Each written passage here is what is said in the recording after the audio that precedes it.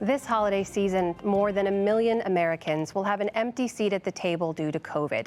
As we do every Friday, we want to take a moment to tell you about 5 people who lost their lives to the pandemic. Here now are their stories. Darlene Peters had an infectious laugh, her daughter said. She was compassionate and grounded in her Catholic faith. Raised on the Swinomish Reservation in Washington state, Darlene became a mental health counselor for the tribal community after receiving her master's degree in 2016. Described by a friend as non-judgmental, honest, and a great public speaker, Darlene was 58 years old. 71-year-old Manuel Zuniga lived the American dream, his daughter said. Manuel, called Max by those who knew him, was born and raised in Chile. After his father's death when Max was just 13, he took on the responsibility of providing for his family. Max left Chile for America over 50 years ago and settled in New Jersey, where he worked long hours at a warehouse, never wanting his children to struggle like he did, according to his daughter. Outside of work, Max had a colorful life. A weightlifter in the 80s, a lifelong lover of music, and a committed father with a big heart. His daughter said that Max was always there for those in need.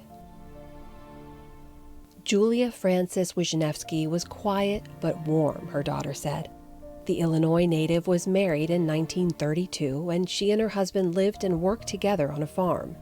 A mother to 3 daughters and eventually a great-great-grandmother, Julia is described as supportive and caring. She loved playing cards and bingo, and she was a great cook who made dessert with every meal. Julia was 108 years old, and she said the secret to her long life was hard work.